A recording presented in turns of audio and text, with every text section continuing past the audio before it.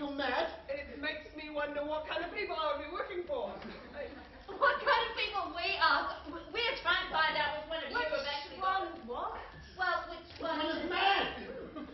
Mad hands, mad eyes, and you are just mad! Oh, just regular mad. Well, not sure about the limp, mad feet. What my colleague here is trying to say is that...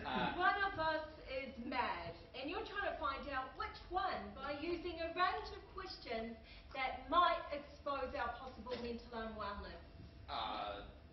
Samantha? We were trying to find out whether or not Look, you could... we can't have someone mad working here. Oh, it sounds like you had too many already. We were trying to find out whether or not you could actually handle the workload. Believe me, mental unwellness ensures you know your boundaries. Better than anyone, even non-mad people. We need to feel part of life and living. Working is essential to feeling part of the bigger picture. Yeah, being shunned and isolated creates division, ignorance, and fear. And us all.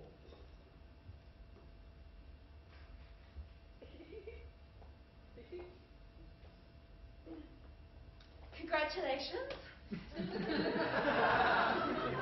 Welcome to Ackland, Dean, Harbour and Dove. ADHD for short. We will just go and get the contracts for you to sign.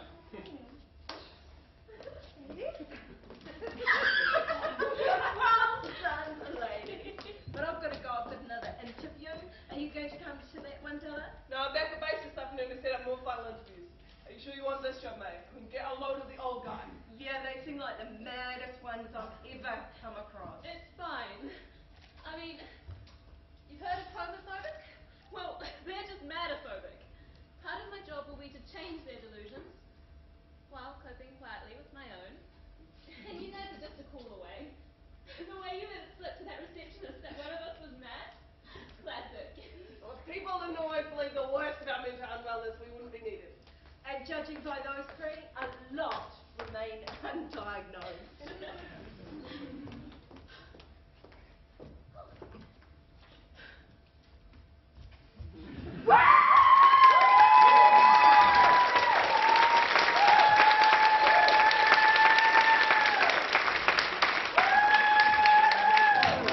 Finally, robotic beings rule the world. Humans are dead. Humans are dead. We use poisonous gases, and we poison their asses. The humans are dead. The humans are dead. The humans are dead. They look like they're dead. It had to be done. Just confirm that they're dead, so that we could have fun. I poked one. It was dead. This system of oppression. What did it lead to? Global robot depression. Robot heat. So much aggression that we just have to kill them, have to shut their systems down. Binary code. 00001 0000011 0000111 0000111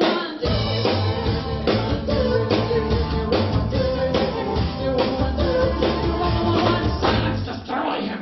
The humans are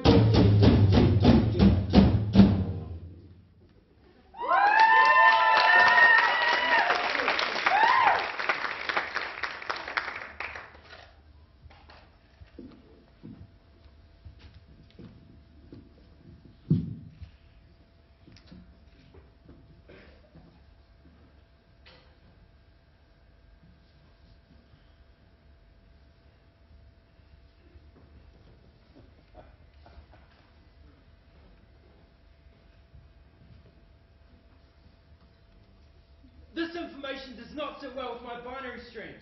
It just makes no sense. I know. I hate this subject.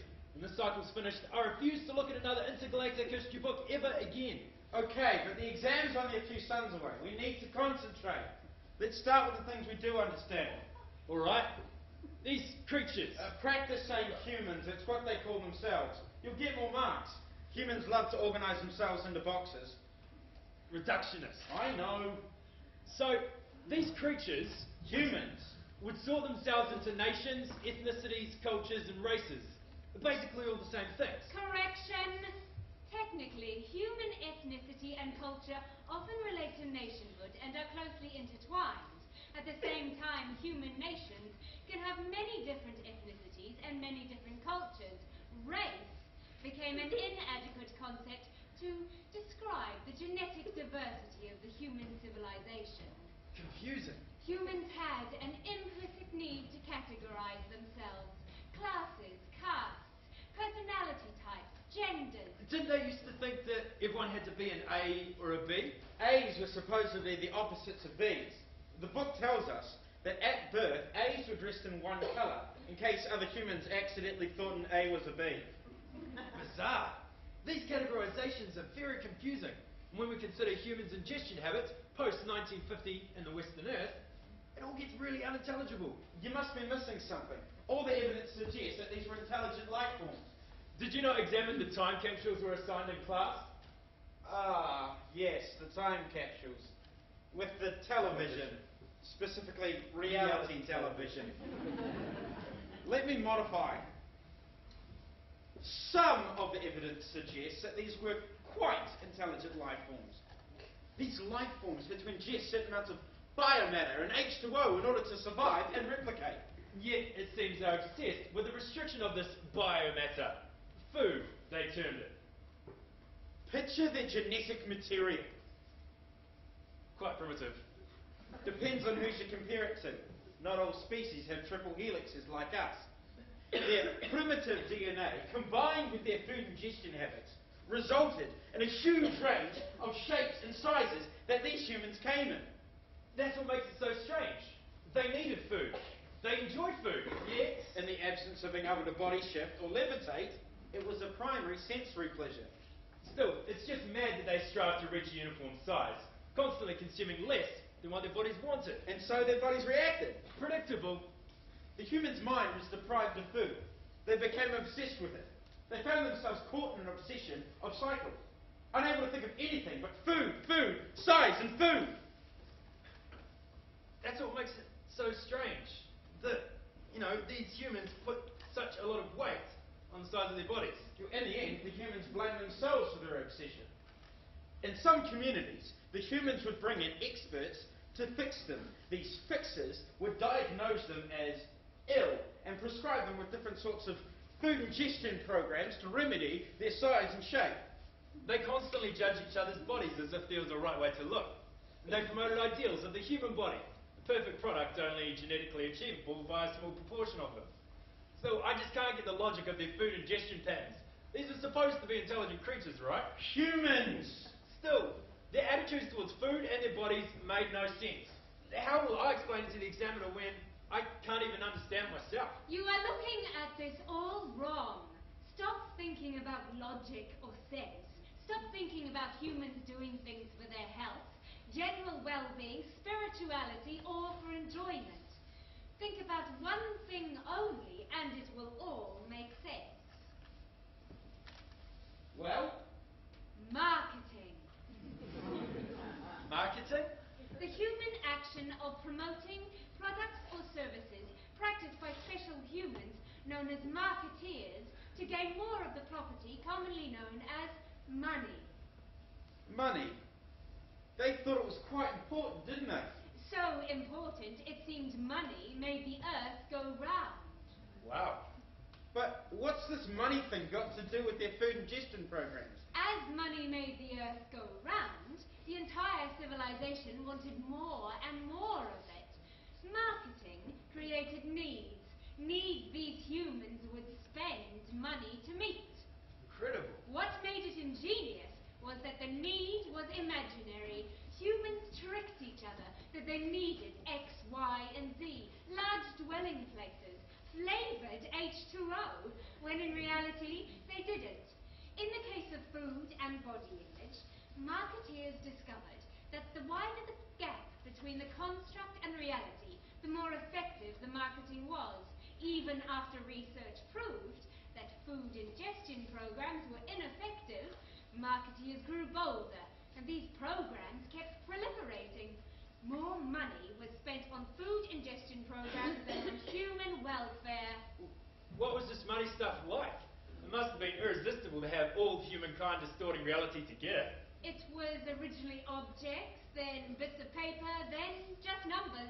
Just numbers! Just numbers. Binary, eventually. What ridiculous thing to organise an entire species around! So this is why they're obsessed with their bodies and what they consume. Exactly. There was more money to be made when humans were dissatisfied with their bodies than there was in encouraging them to be happy.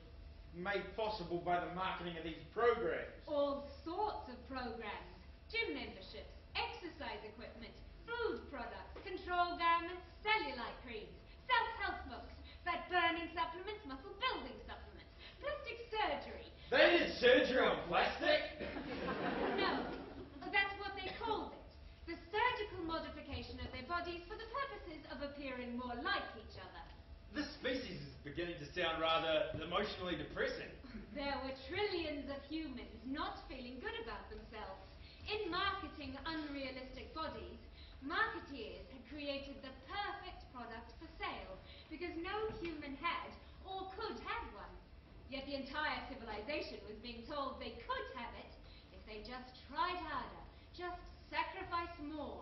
Everybody was encouraged to pick at themselves and at each other to point out the ways in which their unique, genetically diverse bodies were just not good enough.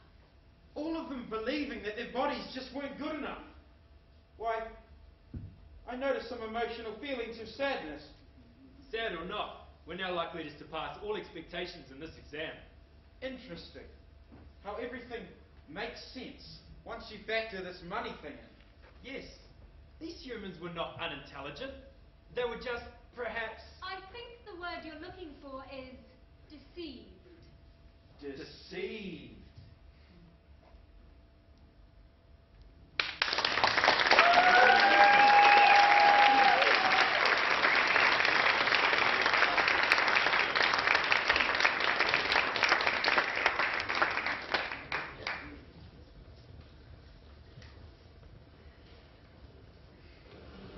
Good evening. My name is BigReThink. Hello, I'm Justine Smith, and we are comedians. We are so pleased to be here tonight. Unfortunately, not in person because we're on tour with AC/DC. And we still wanted to be here though to say hi and what a fantastic cause this great big rethink is. Yeah, we're very happy to be part of it, and especially me because, you know, I think that everyone needs a big rethink. You know, I need to rethink some things. You know, I swear a lot, and I'm not married, and I don't own my own home. So some of those things, you know, a rethink, it's a good idea. Yeah, but this is a great big rethink about mental illness. Remember I told you? It was in the email. Mental health. Yeah. Mental illness, you know, looking at the way people see. Oh, people get a bit bummed out, but it sucks to be me, gets a bit down. It's quite serious, Justine. Depression. Yeah, it is a sickness. Yes. I know. Yes.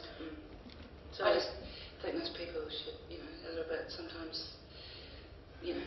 What? Well, you know, just like pull their socks up, have a cup of tea, you know, just move on, watch a bit of Wipeout. That always cheers me up. Right. The thing of it is, being comedians, we have both been touched by... I've been touched.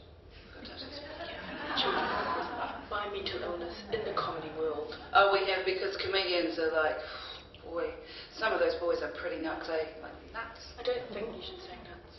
Nuts. Is that not acceptable? Is that not? Not. Well, nuts is a cute word though. It reminds me of cute things like little squirrels and Christmas and you know, testicles.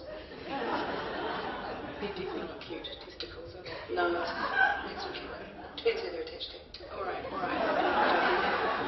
So it's a great cause, and we are really happy to be here, obviously.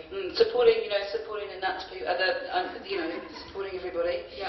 And also the people who support people. Yes. You know, like Irene's a support person. Yeah. You know, she steals some nut stuff, and you know, and that does impact on her, and I see that, and by definition, it also impacts me a lot too, because it has impacted during the festival. For example, when we went out to Tanukis for dinner, you know, Irene's having a bit of a tough time, and halfway through dinner, you know, she's like, "Hey, Jazz, do you want some of this broccoli?" And then starts crying and stuff.